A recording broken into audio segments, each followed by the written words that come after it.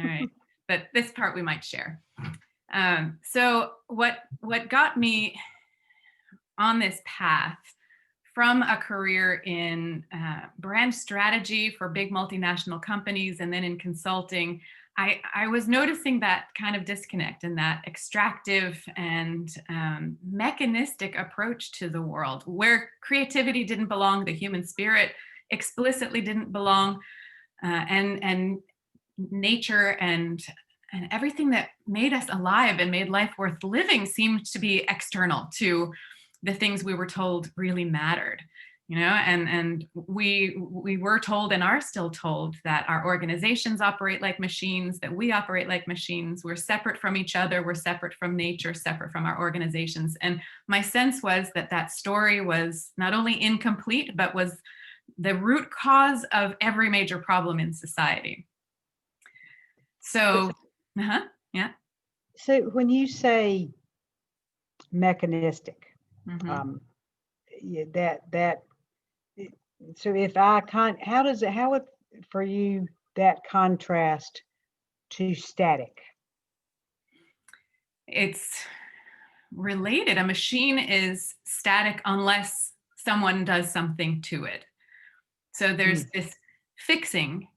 The appropriate action within the mechanistic story is to fix problems. And I've just gone crazy with what you brought up, crazy in a good way, with what you brought up last week, Susan, that there's such a difference between a problem-solving approach and a creative approach.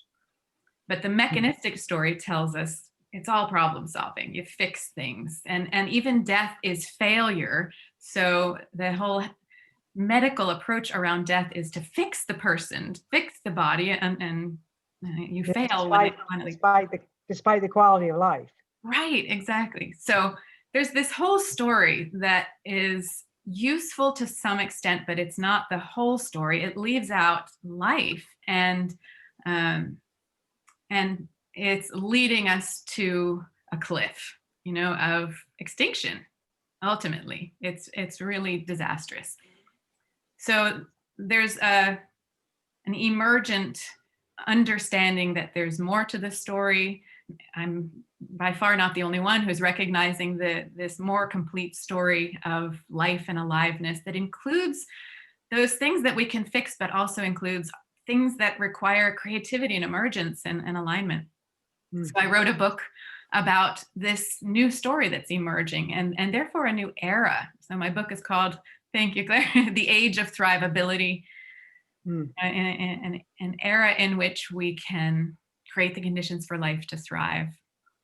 So in my search for the bigger story that has to be there, that includes life and includes our participation with life, I went in search of what does life mean? What do I mean by that? And what do I mean by the human spirit? And if we did see that there's also life in our organizations and economies and communities, what would we do with that? How could we support it? We'd need to understand how it works and how we can engage with life. So I studied all kinds of disciplines, and most of all biology, to understand what does it take for a living system to thrive, like our bodies or a rainforest or an ant colony.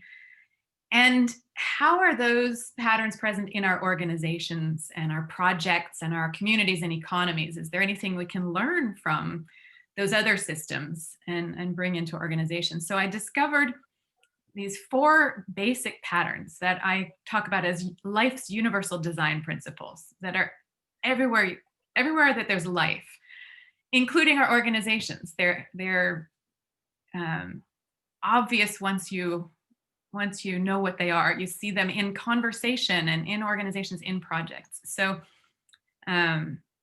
that's what I've been working with for the past 20 years. And that's kind of at the center of this thrivable world, community and conversation. So last week and the week before, I shared these patterns just at a glance. And I'll do the same again. And we'll, after a bit of sharing here from me, then we'll be able to be in some conversation about how they apply to our projects. So let me share my screen one more time. And this time, Sorry, we'll go here. All right. So this is what you were talking about, Will, that the way I think about thrivability is that it's about enabling life to thrive wherever we find it, for ourselves as individuals, for our projects as collective forms of life, for our organizations, for our communities, for the biosphere. And I find that it's really important that we get clear that that's our intention, because we're not right now.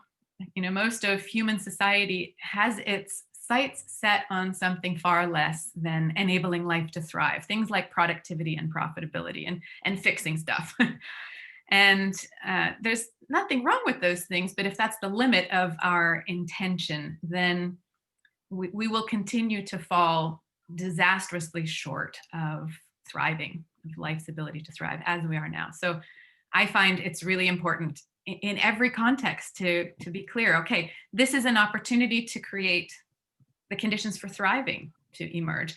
And then if that's our intention, we have to know, well, what does that mean? We have to get informed. What are those fertile conditions that are required? And I'm offering one way in, and there are other ways, indigenous wisdom and others, but these 4 patterns are one way to get informed and then to be able to move into an ongoing practice, a life practice of deepening in wisdom and compassion and the ability to sense what's needed and to respond with effective action. That's how I think about this practice.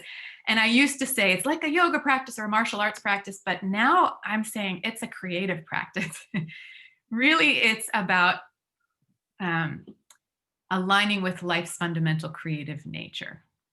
So that's how I think about thrivability. And if we go first to being informed, then these are those patterns or design principles that we can see everywhere that there's life.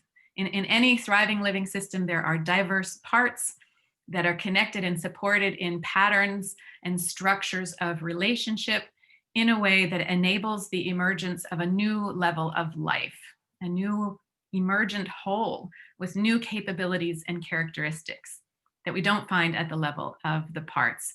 So in a forest, for example, rain is a symbiotic biological phenomenon that is a function of the whole forest together. Rain, climate, right? It happens at the level of the whole system that is the forest. There's not any single organism that makes that happen. It only comes together when there's that emergent wholeness. And what powers that magic and that emergence of new possibility is life. It's whatever spark it is that animates us and makes us alive. And so anything that's alive is inherently self-organizing, self-integrating, integrating parts into that emergent wholeness, self-generating, self-regenerating, or self-healing, self-creating because it is alive, right? And this is the biggest difference between that mechanistic story and a living systems story, or a story of aliveness and thrivability, that we recognize that 4th part of the pattern.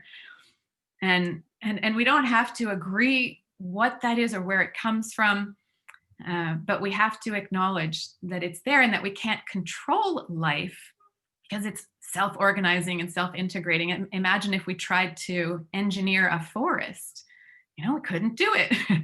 Then we have to create the conditions for life to do what it does. So that recognition that there is life and that it is inherently self-organizing, self-integrating, invites us to shift from seeing ourselves as drivers of the machine to stewards or gardeners of something precious and alive, wherever it is, including our organizations, including this conversation. And so in human communities, what creates that wholeness from a collection of individuals is shared purpose. That's what invites us together and draws us together like a magnet. So if you put a really powerful, important question in the center, a quest, then we'll start to be drawn together. And if we can each bring our best gifts and contributions, and if we can be connected in open and free-flowing relationship, and if it's allowed to be self-organizing, magic will happen. New ideas and insights will emerge that nobody showed up with. And we'll discover that we're capable of things we didn't imagine that we were.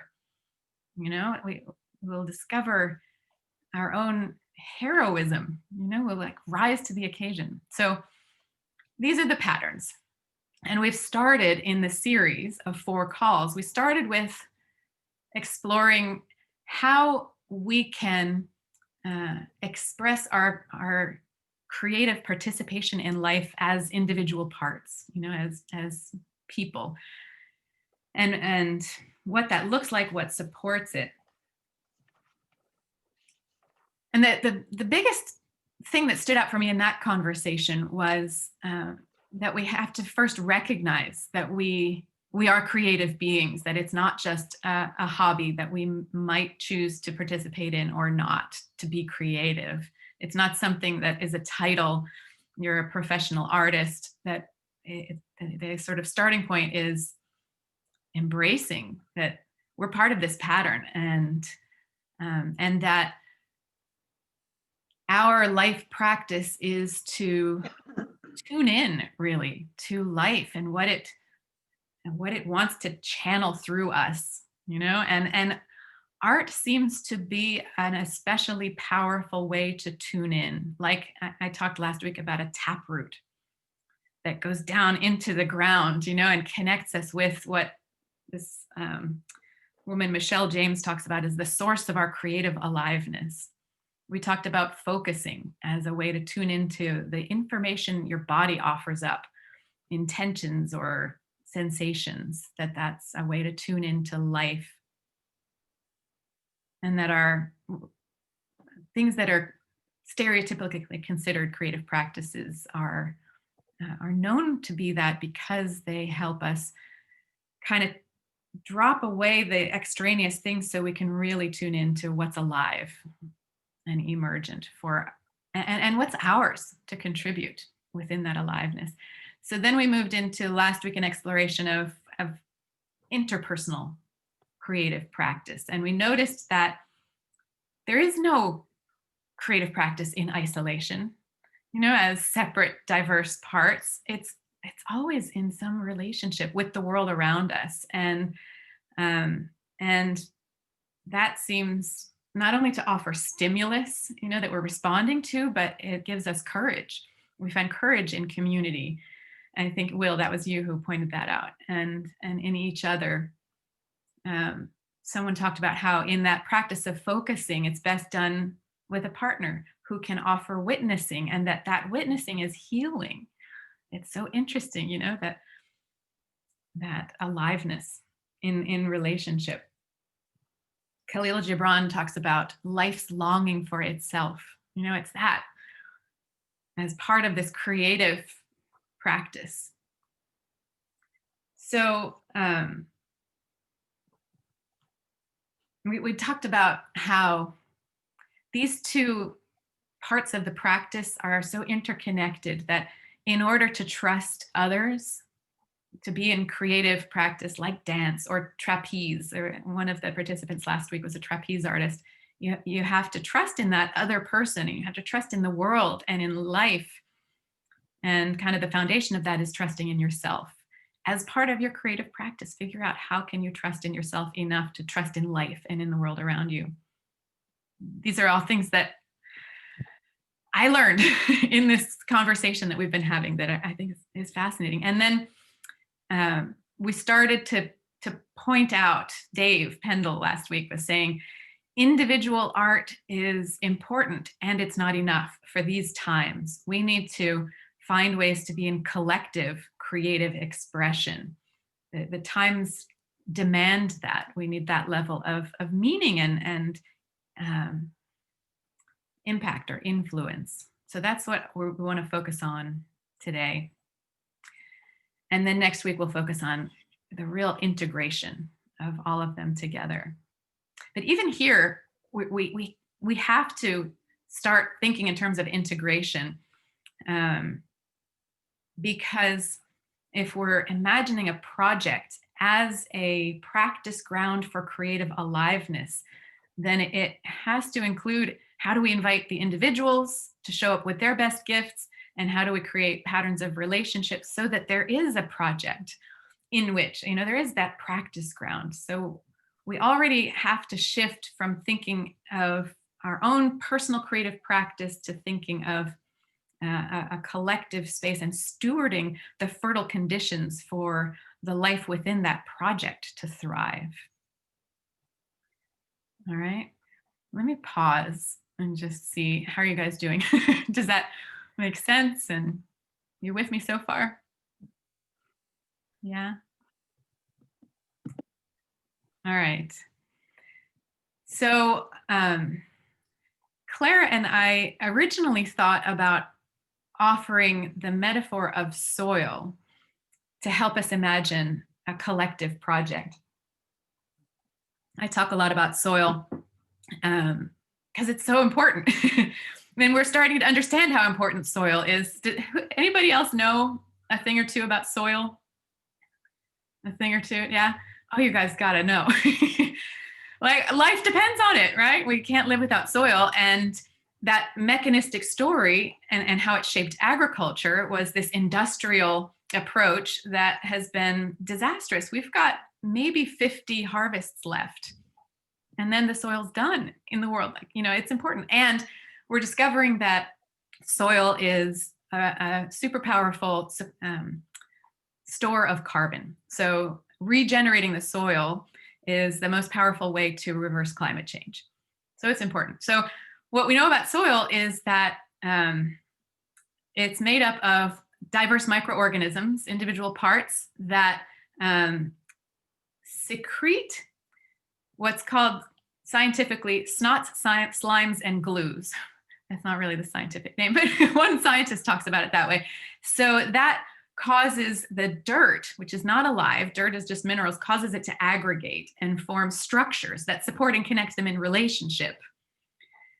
And then when the conditions are right, when there's enough diversity and there's enough aggregation and enough flow of oxygen and water through the structures that the microorganisms have created, then there's this phenomenon called quorum sensing, where the microorganisms are no longer just a bunch of microorganisms in dirt. Now they're soil.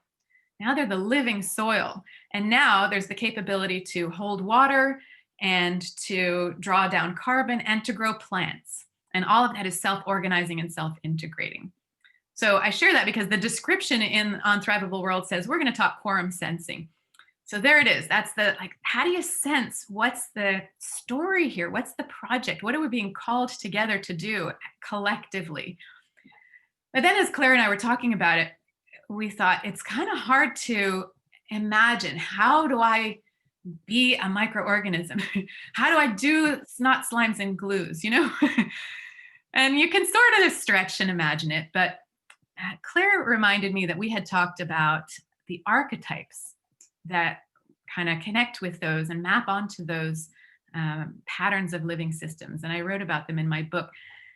And these are sort of easier ways to imagine how we can embody those patterns of living systems. So I'm going to share my screen again, and I'll just, as briefly as I can, take you through these 4 archetypes that were developed by Jung, by Carl Jung, that he noticed are present in all cultures around society. And it's not personalities, it's like energies, it's patterns of how life shows up. So the first archetype that Jung identified is often called the warrior. So it maps onto this energy of divergence. It's when we feel the urge to bring our skills and our resources and to get stuff done, right? And we all have that in us at different times.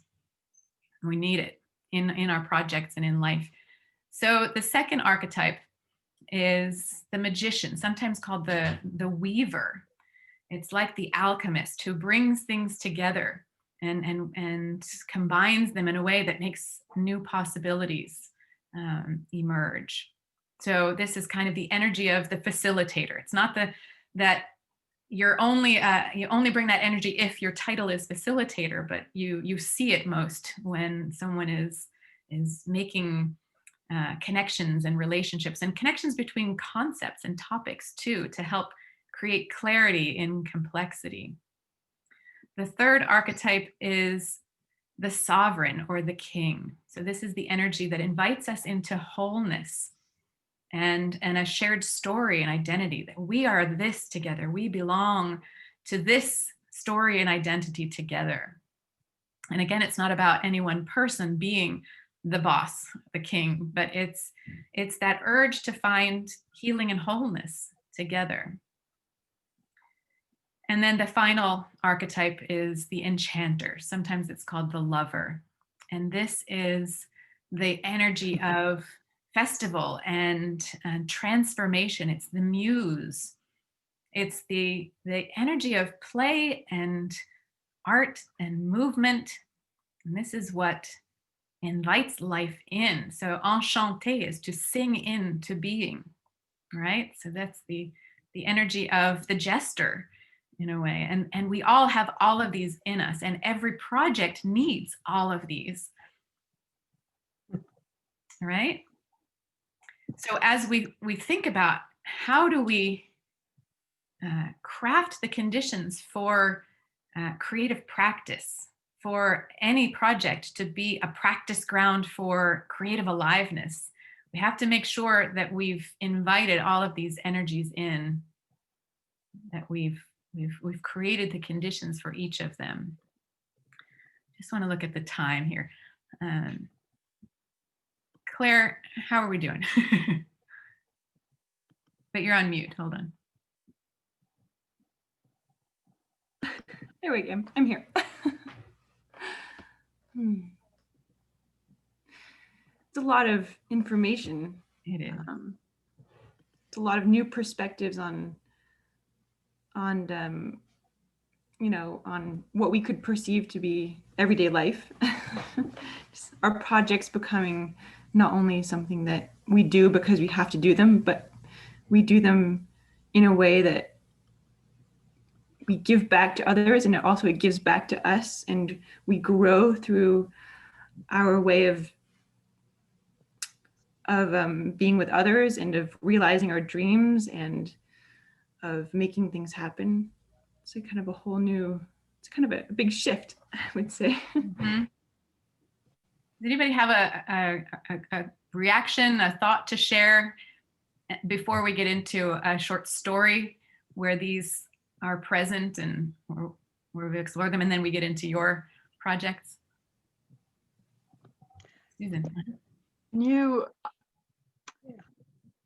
Is it safe to say, maybe I didn't hear it through that explanation about the archetypes, is it safe to say that the warrior energy is comparable and the same as the divergent, the magician, the weaver is the relationship with each other and let's play together kind of, and the sovereign represents the wholeness, I've got the whole idea and the vision kind of person. And then the enchanter is what? The self-integrating spark of life, and we're just, this is what we're doing. Let me call you, the what if kind of question. Yeah. Yes, exactly. You got it. You got it. Really good. I get an A. Yes, you do. Yeah. Benedict, you have to unmute. Yeah. Can you hear me? Yep. I am in a McDonald's. I'm really sorry to hear back noise. It's the only spot I found in this area to have some connection. Anyway, so my question is, I'm not sure I understand properly the first archetype, king or sovereign. What has it to do with divergent? I don't understand. Okay, good. So if we are just divergent, if we each have our own things that we want to say, but there's nothing that brings us together, we're just going to talk over each other. We're not going to find anything in common. And so we won't be creative together. We won't generate new possibilities together. In fact, it will probably be destructive. We will bump into each other and maybe hurt each other. But if one of us can, or if all of us can together start to notice, what do we all care about? Could we talk about that? Could we bring all of our energy in service of that? Then more things become possible. We start to be in service of that thing that only we can do together. So the warrior, or the energy of divergence, it needs to be integrated in service of the whole. Otherwise, it is destructive. So when we show up, I've got stuff to do, I want to fix this thing, it can step on people's toes. It can do damage. And I even find quite a lot of the sustainability movement is quite mechanistic, and I'm going to fix this thing, but are you really noticing what's happening here, and the fullness of what's needed, and how we can tend to the relationships, and how it can be truly inspired and creative? So that sovereignty is about noticing what's the story that holds us together, that we can be in service of. And Benedict, you gotta unmute again.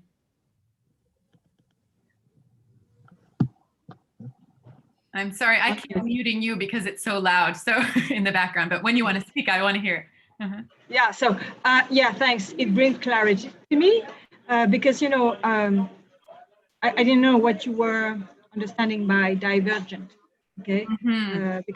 Because, you know, when we are creating together, we need to be a little bit divergent for a while, and then we are more convergent. Right. So I was inquiring about what was in your head in terms of divergence. Yeah. What I understand, it's more focused on the ego. Can I say that? It's, do you mean divergence is focused on the ego? Yeah, because he says, well, it's like the warrior.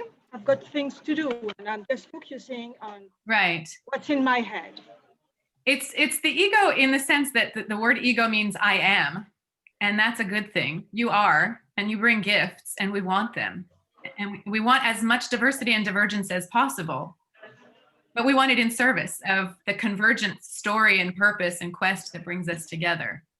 You know, so I don't want to say it's often we say we don't want the ego. We do. Bring it.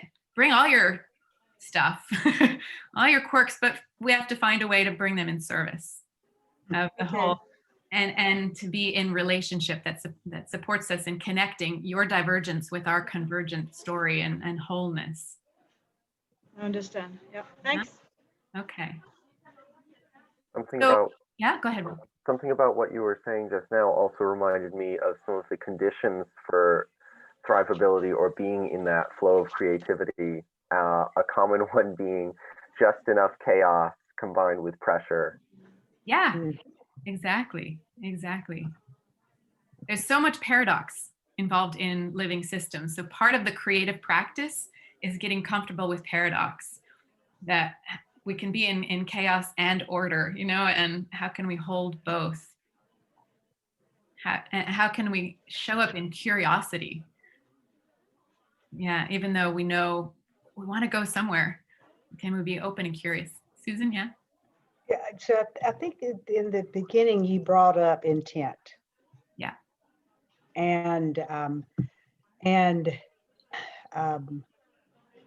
yeah, in speaking to sovereignty, and in speaking to, you know, when we use the word ego, it almost has been bastardized to a certain degree. Right. And so, but when you really start digging into identity, and that's actually something that Robert Fritz gets into. He has a book on this, that the title is Identity. Yeah. And I bring that up because part of the work that he does, but also what kind of came to light, was that our intent and our identity is very much a dance in and of itself. And And we're not aware of this dance. We're not really aware of the evolution. And in fact, the way we hold our identity actually is, I think, part of this, this part that, and I kind of keep going back to what Claire brought up, and I'm just really curious to dive into how her grandfather's death led to that creativity, because, and the fact that, Claire, you said, it was beautiful. And there is this part of identity, especially around leadership / kingship, that is continuing to live because it's threatened. And if he passed well, Claire, he was not grasping. Mm-hmm. And so in that, that passing through that transition stage is just so important in the evolution, because there was a time when this mechanistic model, and when we look at the industrial mass production age, that's what was needed to move us into the next stage of prosperity. And so when we, but we've gotten into this point where we're identifying things, that we're identifying with those things, that when we say, well, that's what's holding us back, but that's actually a symptom of what's actually holding us back. We're not focused on the right thing. Let me share. Sorry, go ahead, Claire. Well, I guess what I can kind of respond to that is, I felt like there was a transference of energy. And so in that way, it wasn't holding on. It really was a gifting. And there was something enchanting about the situation, or very loving. Embracing. And maybe that's what surprised me in all of this, is that death in my mind, or how I had kind of previously constructed it for myself, was very kind of maybe gloomy or hard, or like a cause for anxiety. And in this case, it was uplifting, it was nourishing, it was an occasion for singing together and convening as a family. And there was a lot of healing that happened in my family, in the way that we lived through this transition together. So I take it that also that was somewhat embedded in the and I'll, just because this is top of mind for me, the group cognition. In other words, if there had been one person there that was clinging to that, then that probably would have thrown it off. But it sounds like you guys were, coherent in the fact that this was a transition that was joyful, sad but joyful, right?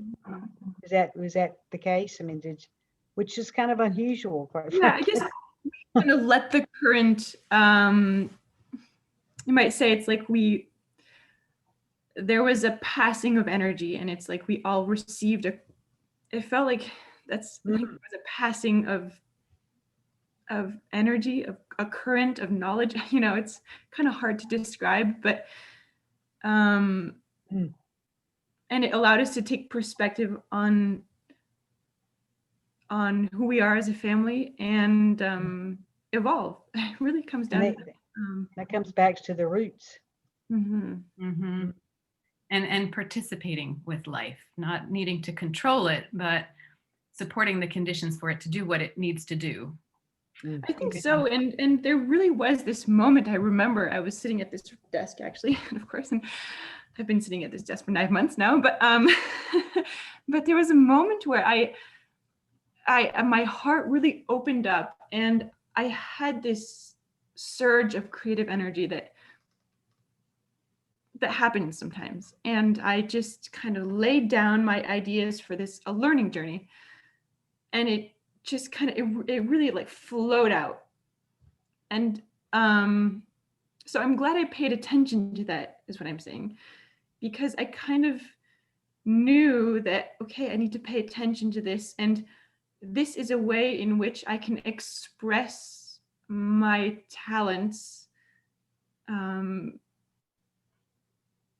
and maybe Michelle can be a kind of thinking, oh, maybe it's with Michelle or that this will happen. Mm-hmm. And you said that you mentioned something about, you know, an hour and a half later after his passing. What was significant about that? Well, in short, there was life there, you know, life just kind of wasn't just snuffed away in 1 second, you know, like it took some time. And so even though he wasn't breathing, I could feel life in his body, and that for me was really beautiful. It kind of really registered for me that there's a lot going on in our bodies that we're maybe not even aware of. There's a lot of life in our bodies. And so it was kind of like a reverse quorum sensing in a funny way. It's like, oh, that kind of overarching kind of spirit and breath is not there anymore, but all those microbes, all that life is still there, and they're slowly kind of dissipating. But it does signify that there was a wholeness that had once been there, you know? So it almost sounds like a transference. Yeah, I think so. Okay. Anyways, I really appreciate your interest. It's allowed me to really understand it in a new way, and yeah, it's fascinating. Thank you for sharing. Thank you so much. That was a really beautiful story. And there was one piece of it as well that came to mind as you were talking, a funny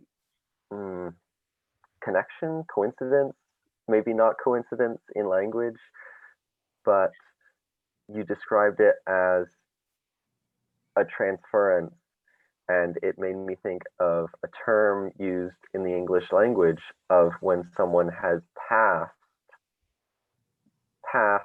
and then it made me think of past as in passing on that energy, that part of life.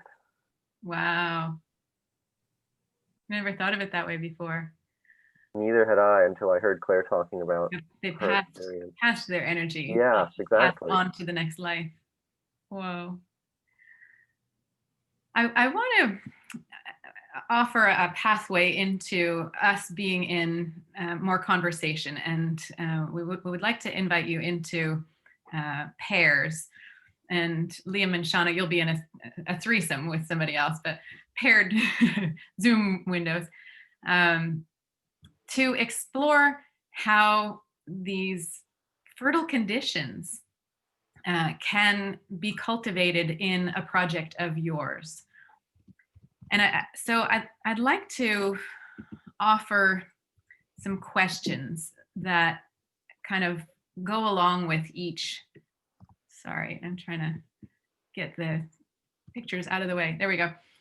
That go along with each of the 4 fertile conditions or archetypes. So with the enchanter, which I think is the most powerful starting point. We usually want to start with warrior. What am I gonna do? How do I fix this and build from there? But the more powerful way in is to first kind of ground ourselves in the idea that this project could be fun.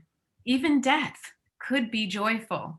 Even a really hard project, what if it could be somehow alive with potential and possibility? So to be open to that and to explore what would really invite that possibility in that would be appropriate to us. So another woman in the group had said that at the beginning of every meeting in Zimbabwe, they sing and dance together.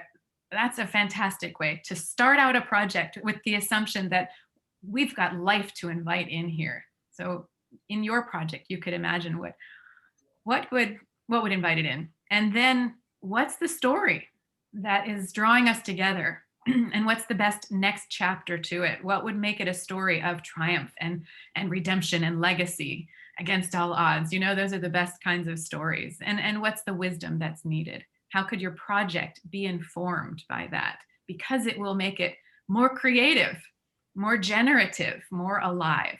Those are all synonyms, right? Then from there, what's the space of relationship that will make it feel like magic?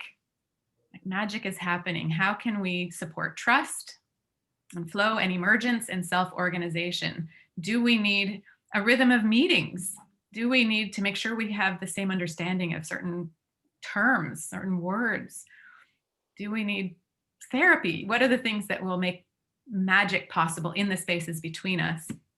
And then how can each of us show up with our warrior energy in an integrated way, in service? And here's another one of those paradoxes. Your full power and ego is needed, but just enough. Test it out. What I've seen is that it's really important to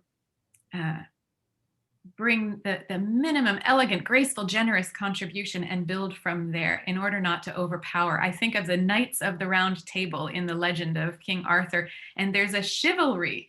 I am here, I am powerful, and I'm at service of the quest when called. When I'm called, I will bring my power. And so part of what's needed here is to hone your ability to sense that call, to know this is the moment when my gifts and my talents are called for, and I'll bring them fiercely in that moment, and not before, and not too much.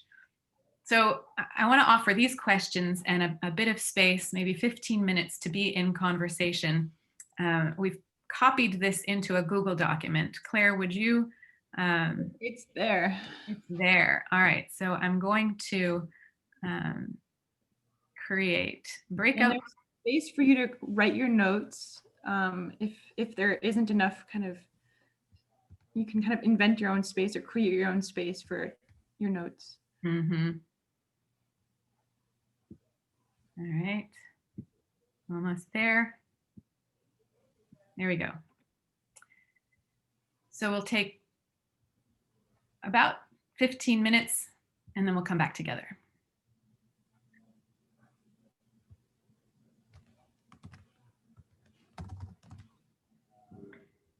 And Claire, if you would like to join a room, I can assign you to a room too.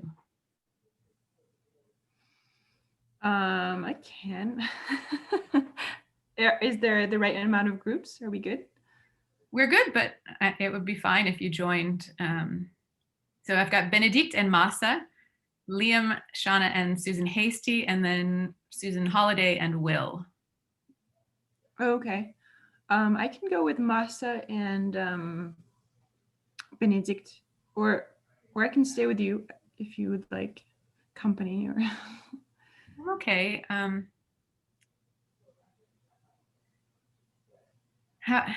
Oh, let me stop recording. There. Yeah, I really wanted to hear, the rest of. Okay, I'll write to you. Oh, okay? Thank you, Benedict. Thank you very much. I'll write to you. Conversation. Thank you. Yeah. And Susan, if you'd like to continue that conversation, I would be available after 12:30 as well. Okay, let's figure that out. I love to hear that. That's amazing. And it's part of what the Thrivable World platform is there for as well, to continue the conversation and sharing and learning and reflection. So that's there too. Yeah, and let me know how I can support your continued live conversations. So how'd you do? Besides not nearly enough time.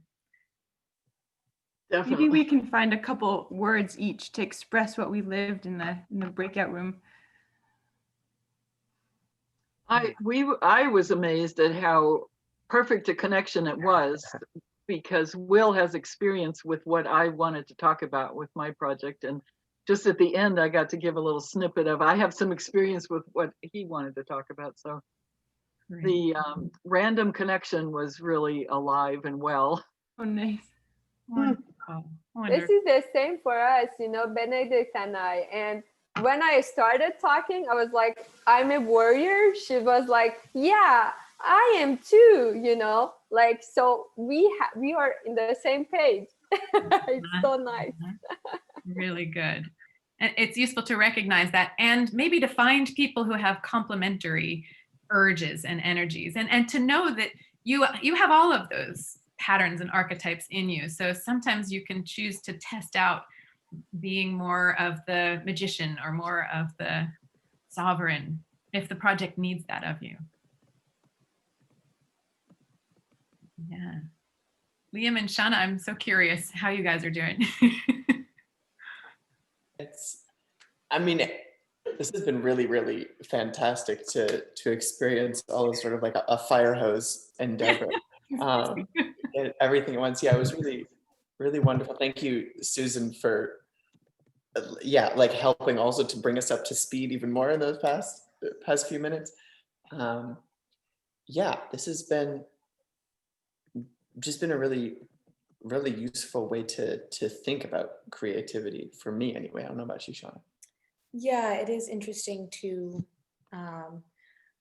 I am interested in the structures of things, and so, you know, those four groups, thinking about how that applies to projects in my own life and for other people. It's interesting how it seems to break down that way.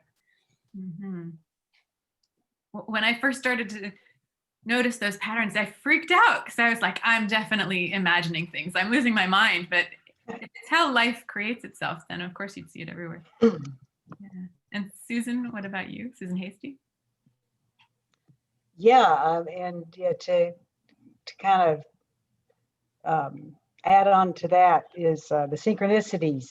It turns out that I've just been ruminating and going over the project I'm working on, and what they do is just like, whoa, this is, you know, this coincidence. And also in the conversations, in fact, I'll share with you just how synchronistic it was, is that I was just on a group call. It was actually it's recorded on YouTube about archetypes. so when I got your notice of what this is about, Michelle, it was like, oh wow. and in fact, there was quite a bit of talk about the jester. And yeah, and so it was like, wow, yeah, that was. That's So yeah, yeah, and I mean, yeah, creativity is, yeah, I did that kind of an interesting intersection there. So I always kind of like to say, with the work I do, is that, you know, I'm curating. In other words, you know, I'm not trying to grow the vegetables. I'm building the recipe, because there's so many just delicious psychotechnologies and open source projects that, you know, that you're tapping into, that, you know, that you're putting that out on a platter so that people can see that what you want is actually already there. It's already within you. It's not outside of you. Mm-hmm. And, you know, like education, and it was something yesterday, and I'll pass this on and share it with you, but this is one of those artificial scarcity things that you're talking about in terms of extractive capital. Okay. And it was like an MIT. I'm not going to pick on MIT, you know, not, but it was like MIT put out this, you know, four trends for the future of work. And it's like, oh, you have to have a formal education. And I thought, follow the money. Follow the money. Yeah, I mean, I don't need, I have a wealth of knowledge and education online for free. Mm-hmm. I don't need a degree from MIT. Mm-hmm. There's something in me that's so inspired by how it was paired up in a kind of a really perfect way. And I mean, well, Michelle, what I'm kind of feeling inspired right now to kind of bring some closure to this, our time together, is to offer a gift to somebody in the group. So for example, I am going to offer, I'm just going to take a moment here to feel it. I'm going to offer oh man, like a really beautiful thank you letter to you, Susan, because I really appreciated the space that you gave me to express how I lived and how I make sense of my grandfather's passing this summer. So I'm giving you this card, and now you can give a little gift to somebody in the group. Thank you.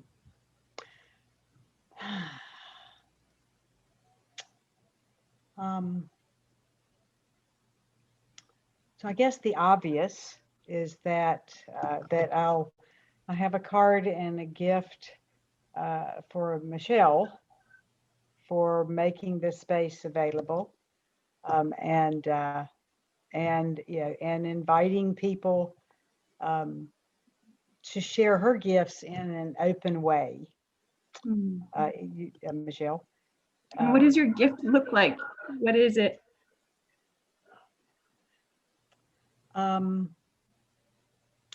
It's a flower. It's opening up new petals. Thank you very much. I appreciate it. And I give a gift to Liam and Shauna for courage in showing up and welcoming the fire hose, and with grace and openness. Yeah. So my gift is a welcoming hug. There you go. 2 of them. Yeah. What do you want our gift to be? I think our gift should be a container of special and exotic tea for Will, for his generosity in inviting us here. Yeah, it's special. It's very, very well packaged, and there's a lot of different flavors in there. Yeah, token of friendship. I love that. Thank you so much. It makes me think of Dobra too. All those wonderful corners. And let's see. I would like to give a gift to Benedict for her intrepid ability to be a part of this from anywhere that she is traveling. And so this gift is a compass, because you always know where you are. Right here. You're on mute, Benedict. Okay. Do you hear me? Yeah. Sorry, I didn't hear you, Will. What is the gift? I understood what you said about me being intrepid, but what is the gift? I didn't hear it properly. So the gift was a compass for all your travels, the way you're joining us from anywhere and everywhere. Ok, c'est une boussole, c'est ça, Claire? Exactly. Okay. Thank you.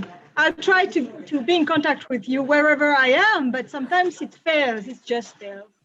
Anyway, so I just have It's an adventure. Yeah, it is very much. Thank you for the compass. So I don't know what I could offer you. One more to Susan and Masa. Well, should I be saying anything now? You can offer a gift to somebody who hasn't received one yet, which is Susan Holiday and Masa. Do not, because I'm in a McDonald's. It's do not time. I'm offering, what flavor do you need or do you want? Who are you offering it to? To both of you. So yeah, right. Thank you. And Susan and Masa, would you like to give a gift? Yeah, for sure. Thank you, Benedict. I really love donuts, Yeah. And I take the chocolate one, okay? Oh, chocolate. Okay. Yeah. I'll get it for you. I'll get it for you. Yeah. Thanks a lot, Benedict. So I'm offering lots of sun, like a whole bunch of sun to my beautiful Claire, who reminded me today to come here. I was just like, oh my God, lots of project. And then I saw her message and was like, Masa, come over. And like, yeah, I would be there. You know, thank you, Claire. Mhm. And maybe I'll offer another gift for everyone and for Susan Holiday here. And it's a gift of it's a beautiful bouquet of flowers, because I'm so appreciative that, I just hear about you through Michelle, and I'm so appreciative that there's connection like this. It's just so special. She's my mom. And yes, you're Michelle's mom, and it's wonderful. Thank you. It is. Thank you. She's the best gift I ever received. Aww. I feel the same. Thank you. Thank you. Yeah, thank you, everybody. This was full, lots of ideas and thoughts. I hope there was something that you can use and apply to a project of yours, and keep discovering new things as you go. And I hope you'll share them with the rest of us so we can all learn. And please join us again next week for the closing call. Please do. Mhm. Thank you very much. And have a nice Thank you weekend. all. Bye. Cheers. Have a You wonderful too. Take care. Bye. Can And you help me stay yeah, connected to Will somehow? Can you help me Yep. figure that out? I'm going to make you the host of this Zoom call. And then when I leave, you can just stay and keep talking. Is that okay? So Benedict, That works for me. Bye-bye. I'm gonna go. Yeah, bye. And Claire, and I'll stop recording.